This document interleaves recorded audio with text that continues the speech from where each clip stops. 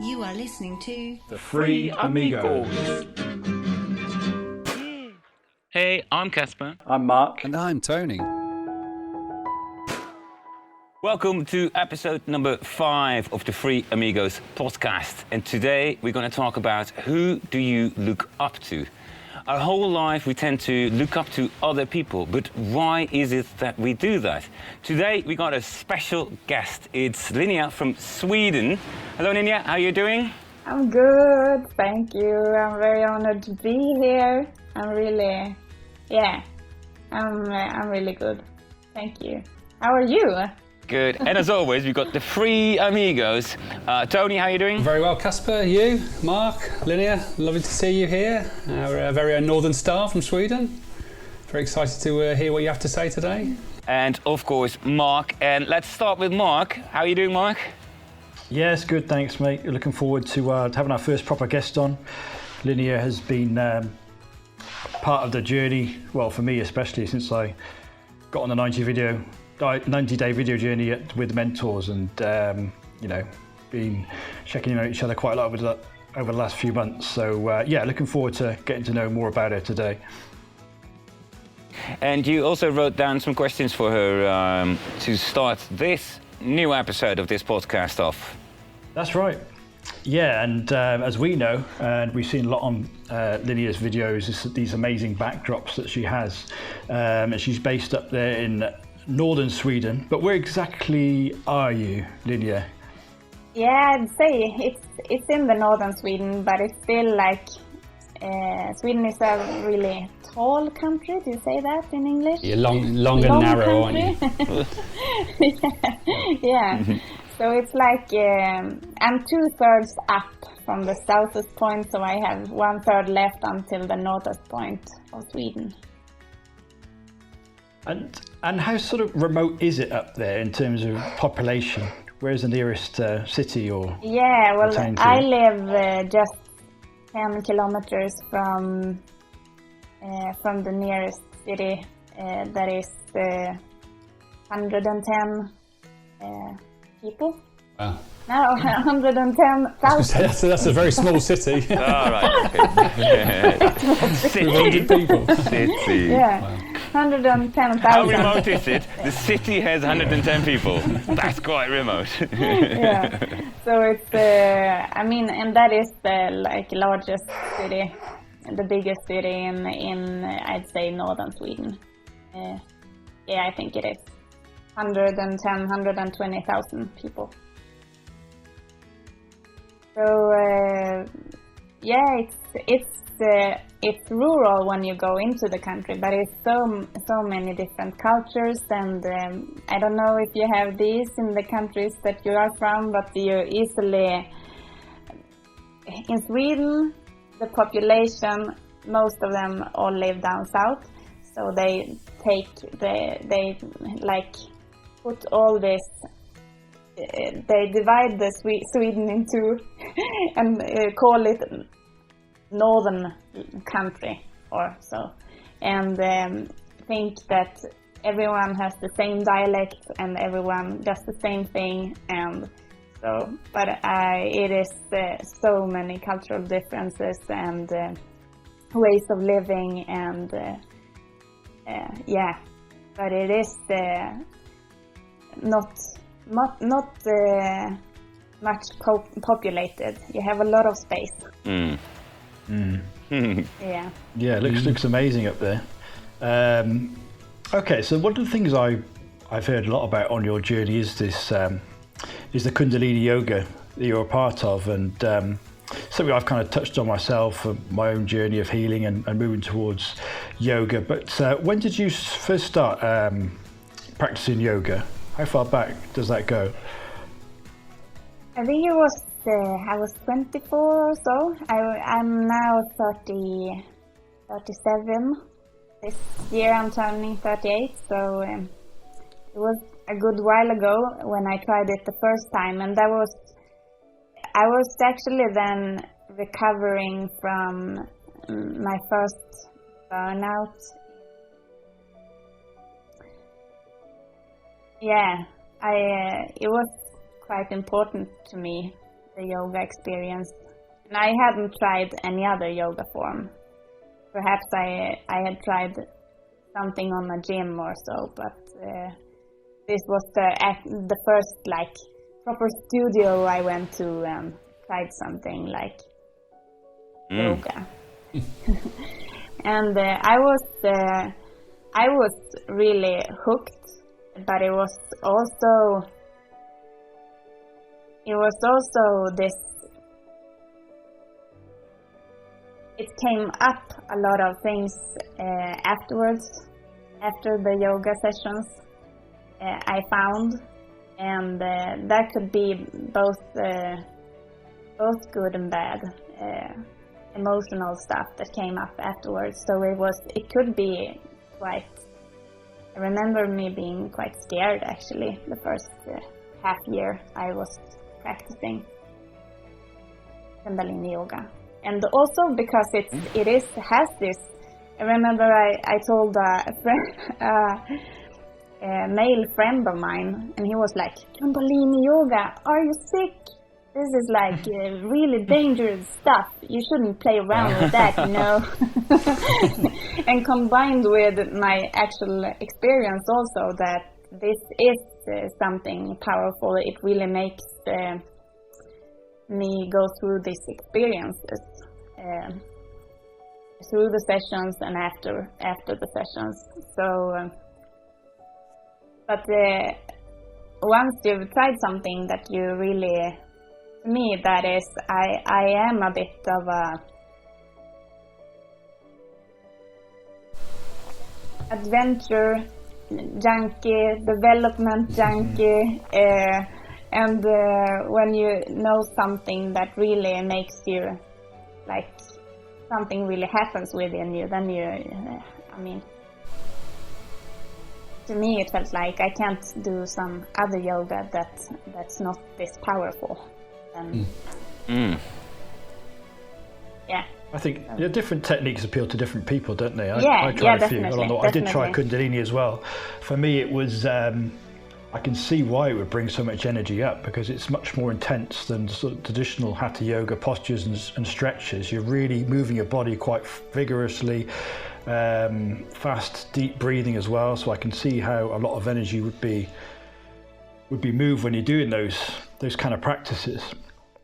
But like with any spiritual practice, you know, as I've found myself, plant medicine or these meditation retreats, it doesn't mean you do these spiritual practices and have a great time necessarily. They can be absolutely intense, traumatic, but a lot of the time that's where the healing happens. It doesn't necessarily mean healing only happens when you're blissed out and you're in oneness with the universe. It's like you go into the darkness, you go into your trauma, and that's how you heal these things that have happened to you, isn't it? Yeah, definitely. And I needed something that strong to, like, something that connected with me on that level, I think, to keep me interested and motivated to do it. Because when you're depressed, I'd say I was depressed. It was like, then it's really hard to find motivation for anything. Like, it has to be something that really, like, grabs a hold of you. Mm-hmm. When you say that the first burnout, you talk about 2 burnouts. So the first time, you were stone cutting. So that was more about the fact that you weren't aligned really with what you really loved doing, which is to be creative. Is that right? Yeah. Well, the first time I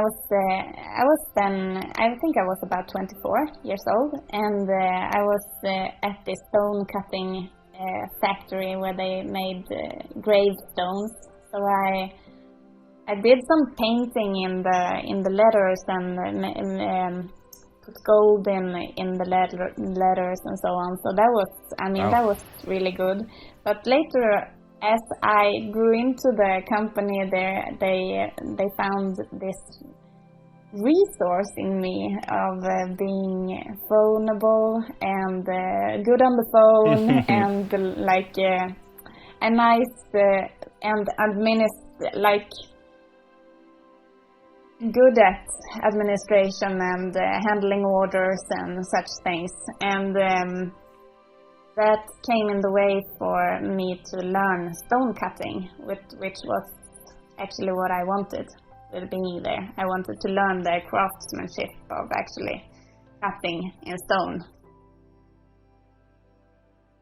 So yeah, but when I realized that would be far away, then that I would be there for several years probably without learning to cut stone. Then the spark got away. I mean, I couldn't get out of bed after a while. So. But that's when you discovered yoga. After that. Yeah, after that Yeah. I started. I went to a shrink also, and I didn't take any meds, but I started practicing yoga, and I also started practicing meditation. I went to the church actually, where they has every Monday or so open meditation for everyone to just sit in the church and meditate. In the church? Yeah. I've never heard about that. That's seriously something new for me. So a meditation in a church? Yeah. And afterwards they also, I think they held if you wanted to stay, you could stay and discuss the mystics within Christianity. And so that was also... Wow. That's a new one on me as well. Yeah, well, that sounds quite good. For me, it's the first time I hear that. It's kind of when you see two worlds coming together there, right? It's when the church start meditating instead of... excuse me, but that's my understanding, because it's the only thing I know about the church is when they just preach their preachings. But looking within, of course, is where it all is. Really amazing that you found a church that does that. I think that's quite extraordinary, yeah. I think prayer can be very powerful as well. Yeah, this is what definitely. I'm learning as well. It's part of the when I'm reading more about the traditional yoga practices, and there's not just meditation that they do. There's a lot of prayer as well, and their belief in God. It's interesting how the two religions cross over in that respect. But also interesting that when you go through something like that, as you say, burnout or depression, that it's like part of the old you dies, and then this new version of you comes through, and that was necessary, obviously, for you to level up and find yoga. So it's something, a common theme with this pod is going through these dark nights of the soul, as I call it, and then progressing out the other side as a kind of new, improved version of yourself. Yeah. I don't know what to say. It's a butterfly. But then, Just that smile. Yeah. Just that smile says enough. Yeah. So then we'll move on a bit. So the second time then was when you were in more of a kind of design capacity in a marketing agency, and I think both Casper and myself can attest to this. Having been involved in Casper Television and me in advertising. Yep. It's nice to be creative, and you can do some really interesting work, but I eventually, and I think Casper would say the same thing, found it a bit sort of soulless eventually, marketing these products that no one really needs, you know what I mean, and everyone thinks it's the end of the world if these things don't sell, and getting to the point where you just want your life to stand for more than that, just selling these kind of consumer goods. But what was your experience of burnout the second time? The second time I was working actually as I'd say like an in-house marketer at a tourism office, or not a tourism office, but like a firm that worked specifically with the tourism in the area. And we were organized with over a huge area, and we're supposed to work together in this big project that would increase the tourism in the area of like a large part of northern Sweden. So it was a lot of interaction in between several parties, and I was like in a spider in the web position, and I was also working as a communicator and producing stuff. So it was a lot of things that was supposed to be done. Yeah.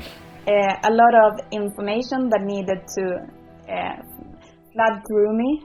And I think a lot of people are on these positions now, and especially in rural areas, because it's dependable on this project money that is EU money that is aiming to really help these rural areas, and then you have to work together and you have to do many different things, and there is quite a lot of stakeholders. So the position there, it was mainly these different kinds of expectations, both from the companies that I was helping, the tourism entrepreneurs, small, one, perhaps two people in each country, in each company, and I mean, also these different, people that I needed to report to, and so it was these different expectations that was more or less clearly clarified that made me burn out, I'd say, the second time. So it is a bit of similarities with the first time, because it was, I think I could see things that I wanted to do, and it was a lot of potential in the area where I was working. So much grand nature and really awesome people, and so much potential, and yet so I felt inadequate with the expectations from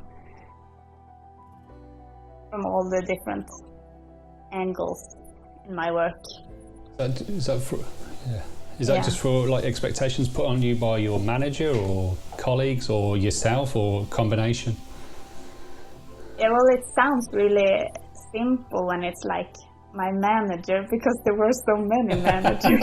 Too many. If it would have been just one, then it would have been. Yeah, well, it was like the actual municipality. They had something to say, and they had some thoughts, and and they were also owning a piece of my time, and so it's and also this organization that was really setting up this project, and that's complicated story. I get tired just by talking about it. It sounds like a nice project to be part of, but obviously to just set up the hierarchy there was not good, and so it just led to a lot of stress for everybody. Yeah, because it's, I mean, the thought is of course very good, but then it has to be packaged in a framework that the EU Parliament can wrap their heads around and think sounds good, and then it doesn't come that close to reality and easy to work with anymore. When it's but I got to know very many creative beings in northern Sweden, and so it's a lot of good that came with that experience. A lot of good nature, I've been there before I started working there also, but it's really a fantastic place. Oh, wow. Yeah, awesome. Well, we'll go on to how you eventually found a solution to these burnouts, and hopefully that's the last of them. But just going back to yoga again there, and something that where Casper opened up on this idea of, who do you look up to? And you've got a really interesting story there about a particular guru that you were following at that time. Is it a Kundalini yogi that you were following who kind of didn't quite live up to your and other people's expectations? You mean, yeah, then I understand what you mean. That's what we're getting to. And it's getting sweaty here. No pressure in here. Yeah, well, it is. It was just. I mean, after the second burnout, I found yoga again, and or just before the burnout, I started to practicing Kundalini yoga again, and that was like 10 years after I had practiced it for the last time I practiced. So after having been down there again, energy-wise, I took the decision to study to become a Kundalini yoga teacher. So that was something that I did to gain my energy back, and that is it took 2 years. It was 2-year education on the weekends, and I did this Kundalini yoga practice every morning. And it is a bit special with Kundalini yoga in the West because it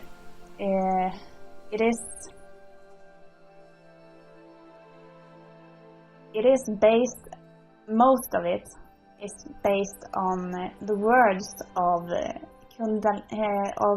Yogi Bhajan. His name is.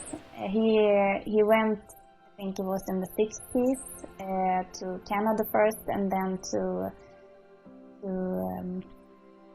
the US to teach teachers, to educate teachers in this yoga form, because he saw that these techniques are really necessary in the times that are coming up. He's from India, and he went there because to this part of the world because he had this calling of spreading this yoga. Because Kundalini yoga in India is really like only for a special amount of people. Hatha yoga is more like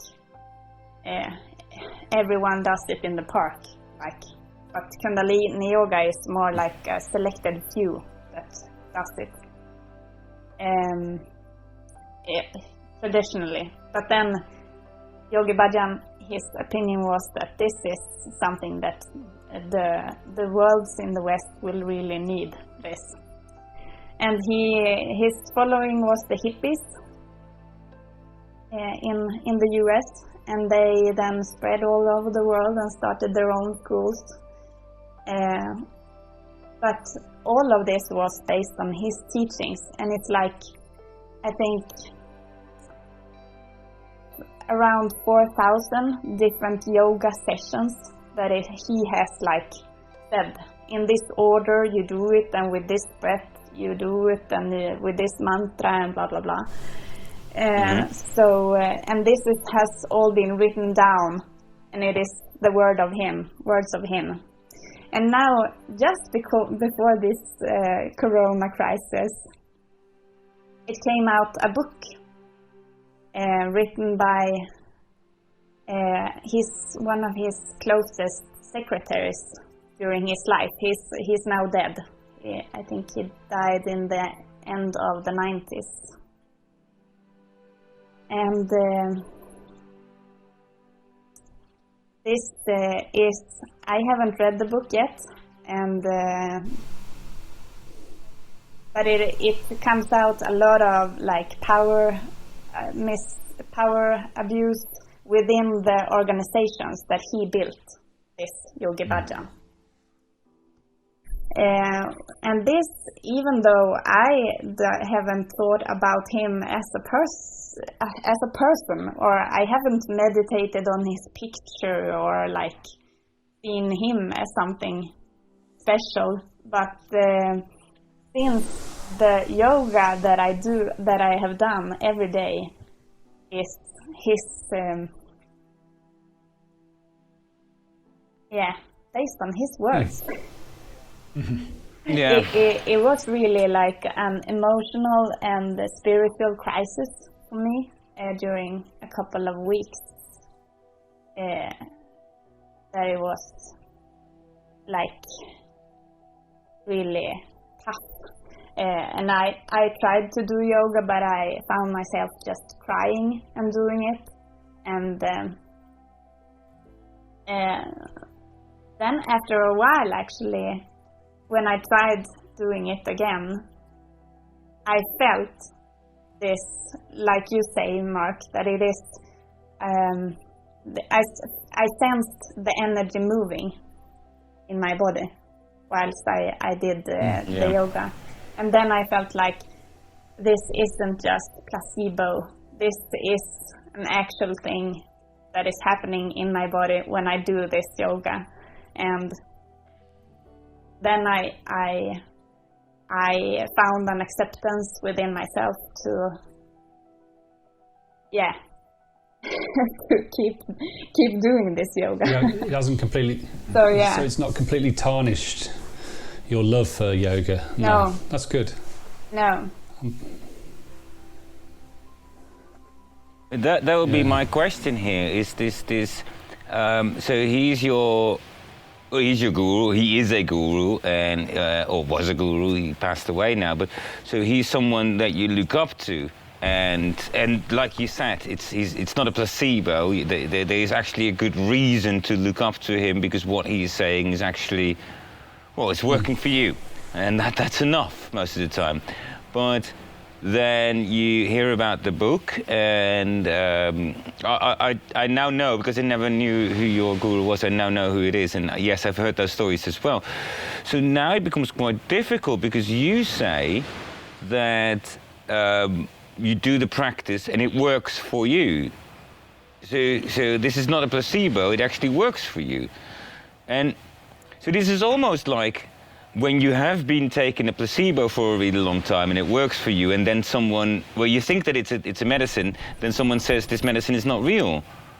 Then did the placebo actually work or not? So my question here would be to you is, I know you must have been quite, it must be terrible to hear about that book. Would you rather have not heard about the book? I'd say it is in your how you verbalize this. I'd say it's more about. I mean, of course, since he did, I don't know. We don't have the judge's point of view in this, but it has really been like a Pandora's box of unpleasantness that has come up. Because of this book, this was like a door opener for that, and so presume that all this is correct. There has been, and perhaps still is, a lot of not correctness and bad things happening within this yoga community. You can say that is then I can't trust the yoga teachings, because I can't trust this person. But I'd say that the yoga teachings is one thing. Yeah. And him as a person and the organizations is another. And, but if you say this, because I fully agree what you say now, I fully agree, and I think that that's the best way to approach it. I mean, but that's why, for you personally, it was quite difficult, wasn't it? Well, I can imagine it would be quite difficult to hear that and that's why we talked about who do you look up to. The person that you look up to has a shadow that is really dark. And so the shadow should not be a problem because that's none of your business, is what you're saying now, right? That's not your business, but his yoga teachings are really good. You understand what I'm... I still think that it is my business, especially if I want to teach it, then it is truly my business. But it is for my own spiritual practice. I mean, I am still glad to answer your question. I'm really glad still that this all came up, and that it all the shit come to the surface. I mean, that is the time we are living in. Why? Why are you glad? Because I don't want. It's like a burden, you know, like in a family when stuff are not spoken about. It gets like a heavy feeling, and when someone talks about the things that people don't want to hear, or the elephant in the room, you don't want to hear it, and you don't have the time, and you don't want to talk about it. But once it's up, you can move on. So I say, both as a teacher, if I want to teach this yoga, and for my personal practice, now I can see that this was a good transition. It was an evolving, something that will evolve the whole community of Kundalini yoga from this point on, and that affects me. And okay, yeah. I think it's like any trauma, you know, if it's internal or external, you know, it needs to be recognised and released, doesn't it? In order to move on, you know, you can't keep these things. You've got to express them. Like Tony was talking about last week, is if you've got any issues or problems, the best thing to do is release it, to talk to someone about it, you know, and all this stuff's got to come out in order for people to move on. Otherwise, like you said, it just makes you ill, or you know, it sort of sticks in the community, and you know, leads to all kinds of problems. Yeah. So it's got to all come out at some point, isn't it? But that's great that it hasn't, you know, it hasn't stopped you practicing, and you still see the benefit of it. I still feel like it will take a long time to get through this. But as a community, but it is needed, very much needed, and it is the fabulous thing about this time with the internet and our connectivity, the web. I mean, we're so connected. We can know everything and anything all the time, and that is like the transparency that comes with that, and that we truly need to like connect with who am I, what is like the. It is something that is also very hard to live in. So that is the tragic part of this coming up at this stage, because at this stage people really need yoga. What you say now is actually a really beautiful thing, is that if you are a guru, or whatever teacher you are, whatever, I mean, there's people looking up to you. So you got the responsibility of a guru or teacher or inspirer, or whatever you want to call it. You cannot afford to make any faults. Of course, we all make mistakes, but you can't say on one hand I'm a teacher and a guru, and on the other hand I'm gonna do whatever stuff, because, like you said, it's all open and clear now. So this kind of means that if you are a guru, teacher, inspirer, you really need to be a guru, teacher, inspirer, right? Yeah. That's beautiful. You need to have healed yourself first, which is what they all say, isn't it? But there's so many stories of these, you know, gurus, or, you know, it's a bit different, but you hear these leaders in cults, and it generally goes down the same route, doesn't it? I mean, Osho was a bit different, you know, but there was that documentary about him and his community that he built out in the States, and it kind of went, you know, they had all this problems with the locals, and there was guns, and there was talk of like people being murdered, and it went downhill. The police got involved, and it does happen quite a lot, doesn't it? You know, a lot of these self-titled gurus, they're human beings at the end of the day, and they're still going to be, you know, deal with the same darkness that the rest of us do.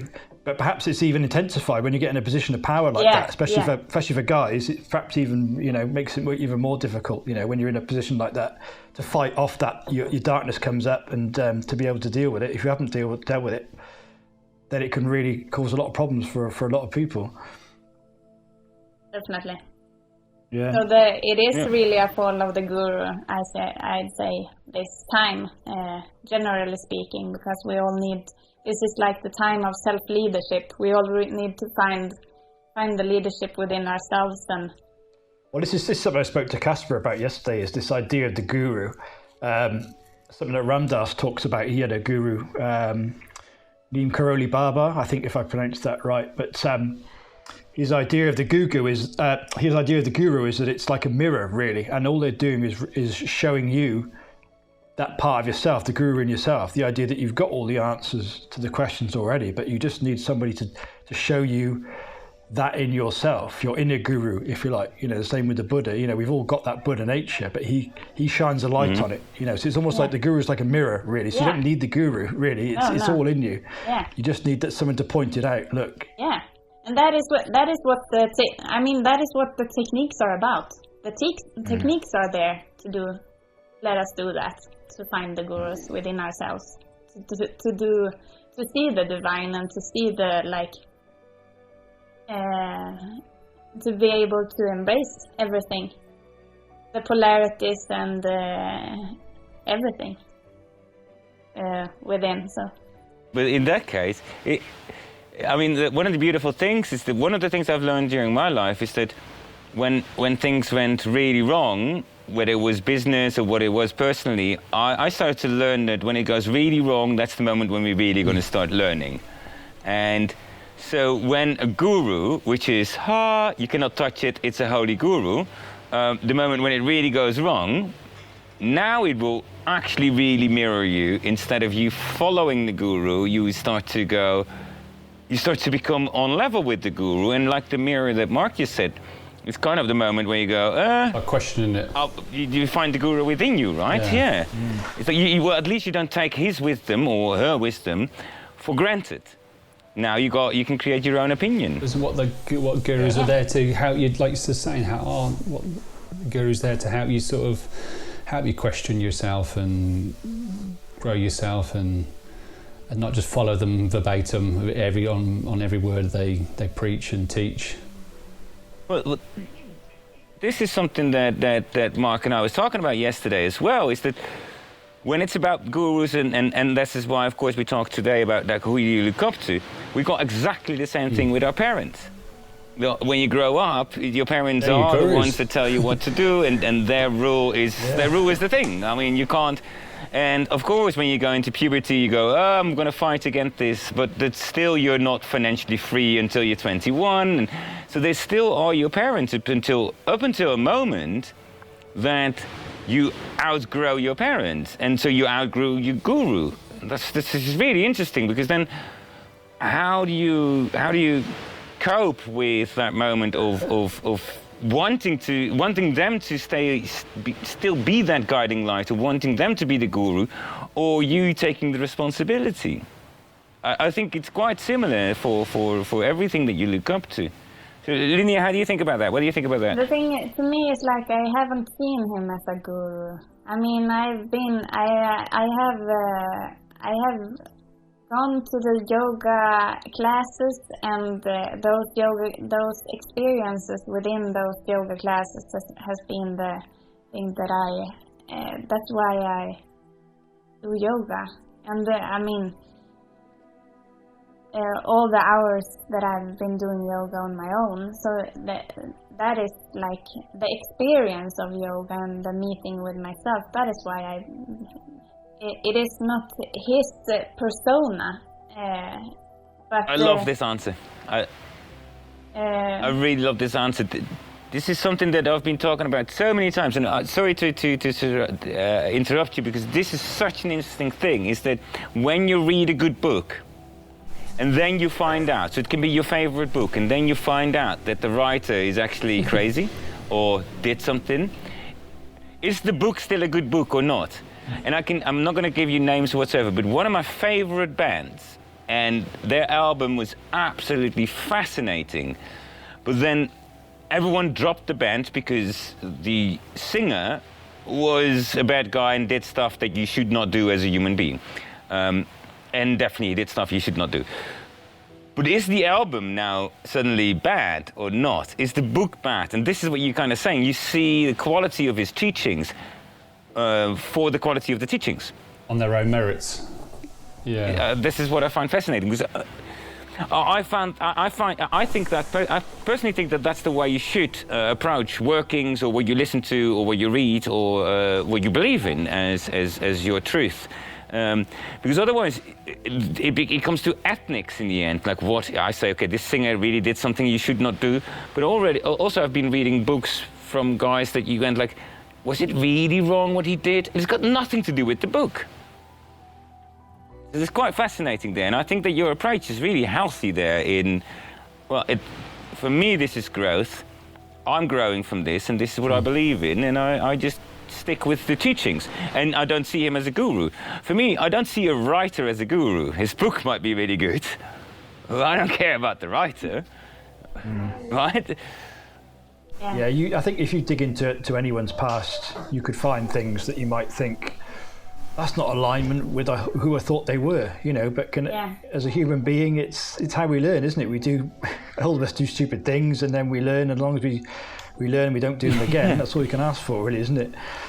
But I just wanted to go on now to how we all met, basically, which is we're now going through mentors, and I know you've kind of started before us, but you've been on like a huge journey, haven't you? And what I said in the second episode was I almost see this journey as creating a business and becoming an entrepreneur as comparable to some of the spiritual work I've done. And I don't put a distinction between this and going to the Amazon. It's all like a spiritual development, really, and it brings up a lot of your ego to deal with, and you have to deal with a lot of failure, and you have to deal with a lot of get lost on the journey and rejected. And I find it really, really helpful for my own development. But how have you found this journey now? I know you've been on particular up and downs, haven't you? I've seen roller coaster with you on the way on your video journey.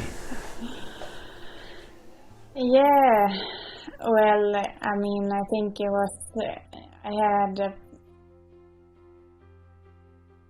I pronounced really when I was new to the community where we guys met. When I was really new, I created this video and posted in our group that we have, everyone, where I just outed my fear. Like, hi, I'm Linnea. I'm really, really, really afraid that the people I hang out with, the people closest to me, who I love and consider my family, that they will see me as a capitalistic bastard if I do the things that I am here to do. I love that phrase, a capitalistic bastard. Those your own words, Linnea, or? It is my own words. I like it. But it's like, is that your brand name? A capitalistic... The capitalistic bastard, yeah. So... Is that because that was obviously your own view of it? The idea of that, was it the fact that you were, what was it, earning money, or the fact that you were kind of selling to people? Because a lot of people have a problem with the whole selling thing, and they think there's something wrong with it, or you shouldn't be doing it. I've had comments on my own when I put ads out like, oh, you shouldn't be doing this, selling to people. It's like, everybody buys and sells stuff every day. You know, there's nothing wrong with it. But yet we've got this whole taboo around money, haven't we? You shouldn't sell. You know, you shouldn't try and make money out of people. It's like, this is the world we're in. And it's also, I mean, this part of Sweden is very, I mean, the people, it's just these last 50 years that we've like, I mean, the parents of my friends, they have put pave on the roads, they have put up the lightings, they have really like built society. For the government to make a mine or work in the mine or work in the forest, to really like, they have perhaps been giving like this really crappy piece of little land to work and perhaps live on potatoes off of. But it's like, it's really this, we do this together, we have to do this together. And so it's much about government, like the state, building Sweden together. But then, I mean, these last 50 years, it's been so much, I mean, the development has been about urbanization and so it's people moving south and becoming more like knowledge workers than working in the forest. So, and the machinery now, it's still a lot of export of the natural resources in Sweden, but it's mostly heavy machinery and a few men who works hours and hours and hours doing that, handling that machinery. And still left is this older generation that is like really old now, 80, in 70 and 90, that really remembers this, the building of the Sweden that is all falling apart, everyone moving to the cities, and that is the parents of my friends. And so it's and that is the culture that I am also brought up in. I have my father is really entrepreneurial, so I have his forward thinking and like, you shouldn't think about what everybody else thinks about you. But well, he's really supported you on this, hasn't he? Your father. He's been a huge backbone on your journey with mentors, isn't he? And really encouraged you. In everything I'd say that I have all of my courage to thank him for. Yeah, because courage, I think it's a really fascinating thing. It isn't something that we can develop just for ourselves. We need to have, and that is why like a community like this is so good. You need that external encouragement sometimes. Yeah.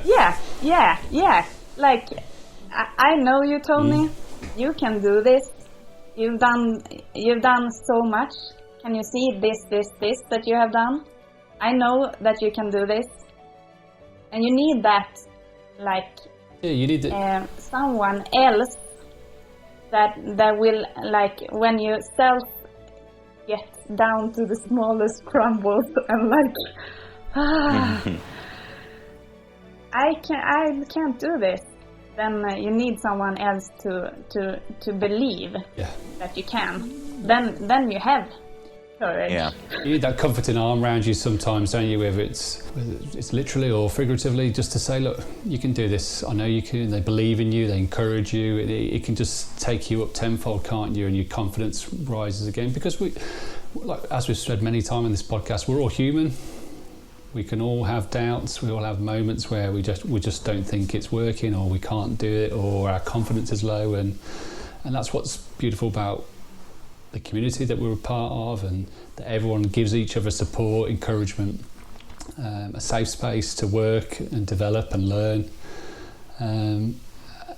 But we've all got our own separate journeys as well that we follow, and following yours, Lydia, it's been fascinating. It's something, like you say, You're someone I connected to very early on my own journey with Mark, and you gave me that encouragement to start my own 90-day video journey, and I'll be forever grateful for that. And just saying, well, why can't you start it now, Tony? What's stopping you? And it's that question. I thought, well, nothing.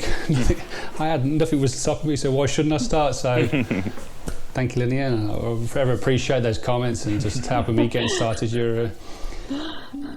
I could never imagine that I would unleash such powers as your brilliance, Tony. You're too kind. Yeah, it's been a true. What do you say? I like that. I like that because it's all your fault. Especially when you said so. It's your fault. No, one of the best things here is that you asked him the question exactly just through your own point. There is that you asked him the question. What is stopping you? Question. And he goes, I couldn't answer actually, yeah, exactly. I don't know. Or like, no, something was stopping me, but he couldn't answer it. And just because you asked him the question, like, oh, what are you doing? What are you doing? Just get over that. It's not a high wall. You can just step over it. You go, oh yeah, I can actually just one step. And that's beautiful that you, and yes, the power that you unleashed there, it's all on your shoulders there. It's all on your shoulders. Linnea, you take that. I don't think so. I will be forever grateful. Give him a push. I'm very, very grateful that you started it, that you had the courage and just took that step. It was like. Because we all find, I think, when we all start the video journey within mentors, that it's, if you're not used to being on camera like myself and a lot of people, it feels like a terribly daunting thing to do. I know it sounds quite simple, literally take your phone out, hit record, speak to it for a couple of minutes, hit record and post up to a Facebook group, but mentally and psychologically it feels like it's the most daunting thing you're going to do. And you think, I've got to do this for at least 90 times? 90 days. Oh man. Yeah. So yeah. And your journey was beautiful, and I'll forever remember your final 90th video, Linnea. It's just like, whoa, that was so powerful. So powerful. There was another one as well that I thought was, well, I love Casper's when he was on the desert island, but there's another one. There's one that Linnea did where you were so vulnerable, and I think you just cried for like 10 minutes or something, and I was just. It takes incredible strength, you know. It's hard to be vulnerable on camera, you know, when you know people are going to see it. I couldn't do it. I'd love to be able to do it because it's real strength to be able to do that. But you just hit a point, didn't you, where you're like, you thought you were going a certain direction, and then you realised it wasn't working, and you had to start again. And it was just like, oh, can I do this again? Yeah, pick yourself up and go again, wasn't it? Yeah, when you can't see where that would be. But where can you see now? Can you see what direction are you going now? I can see that I wasn't that far off track. So, that is also something that is like, I think, a theme of mine, that I take others' points of views as like gospel. Yeah. And I have really like sometimes that has been such a like total. It's so much energy that just it blows me away for like a week or something. To have someone got up and went again. Like I have to rethink everything because of this. So that is. But that is also, I mean, you say to be able to be vulnerable. I think that is something that is when we're talking about role models. It is really essential to be vulnerable. To say when you don't know. I don't have my shit together right now. I don't know. That can take a lot to say that, though, can't it? And acknowledge that. Yeah. But don't you want the greatest leaders to be able to say that, or at least to say that to the people closest around them, who really can help them? Definitely. So they don't keep it inside and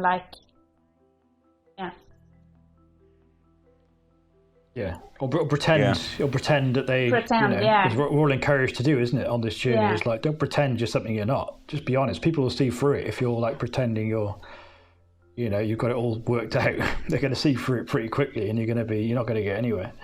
It's one of the most important lessons, I think, on the journey. Absolutely, yeah.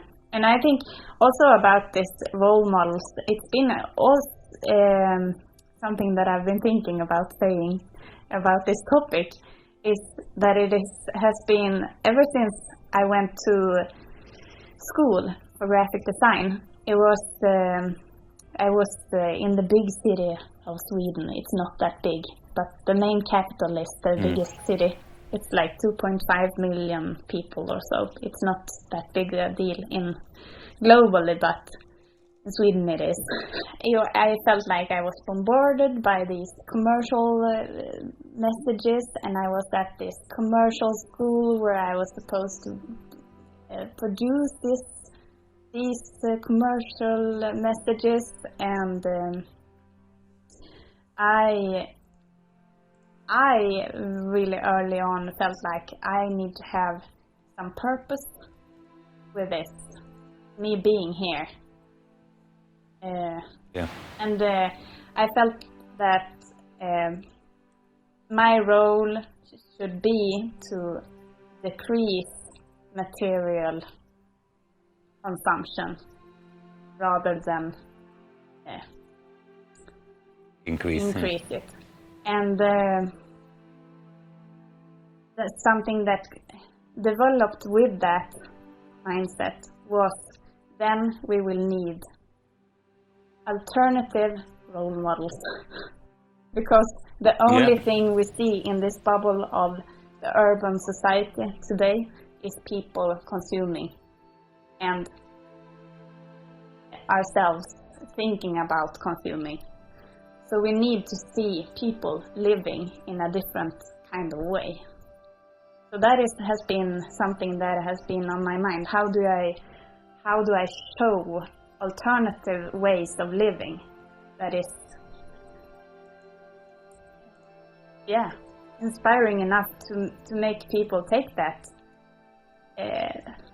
follow their instinct, I think, to a simpler life. And yeah, great. Is that what you think your business will be, that you're working towards now? It will be around that, or? Yeah, I've been thinking a lot about that. It's still developing a lot, and I felt like, shouldn't I be like ready anytime soon with what I'm about? but the thing that has just this last couple of weeks come to me is my singing. That is what I will start calling myself. Like, I am a singer, but I am a true advocate for a simpler lifestyle, and like having really being connected with yourself and the simple joys in life, being outside wherever you are, and in connecting on a deep level with the people around you and yourself. So that is I think things that I will continue to talk about, and how to find joy in life. Beautiful. Beautiful. That seems like almost a nice place to finish, doesn't it? I don't know if you... Yeah. It just seems like a natural place, doesn't it? But thank you, Linnea. As usual with all of our stories, there's so much more we could go into, and I hope we can have you on again, because I know that there's a lot more your life and your story that we could go into as well. Wow, so much to talk about. So much to talk about, guys. Absolutely. I'm just overloaded with questions as well. And I love how we can have a conversation like this for over an hour, and it's just a beautiful conversation about everything. And just in the last couple of minutes, she just says, yeah, I'm also a singer. What? What? I mean, that's beautiful. That's absolutely beautiful. So, yeah, we're going to have you back on soon, I guess. Yeah, we've still got a lot to cover. Sounds good. Yeah. You're very much. There's too much to dive in an hour. Brilliant. Thank you, Linnea. Thank you ever so much, Linnea. Thank you for having me. Our pleasure. Our pleasure, 100%. That's awesome to find out more about you, and I know there's so much more to find out as well. But we'll keep in touch for your journey. We'll have you on again soon. And that's the end of this episode, guys. We'll be back next week. Thank you to our special guest this week. Next week we're going to have a new guest, and I see you guys in the next one next week. I would say cheers. Cheers. Thank you. Adios. Adios, amigos. Bye. You have been listening to Free Amigos. Hey there, hope you've really enjoyed listening or watching to the conversation today. And as promised, we have all the links to the topics discussed in the description below and also on our website. And if you're watching this on YouTube, please feel free to hit that subscribe button or follow the link to our brand new website where you can sign up to our weekly newsletter. Thank you for watching or listening. We hope you got something good out of it.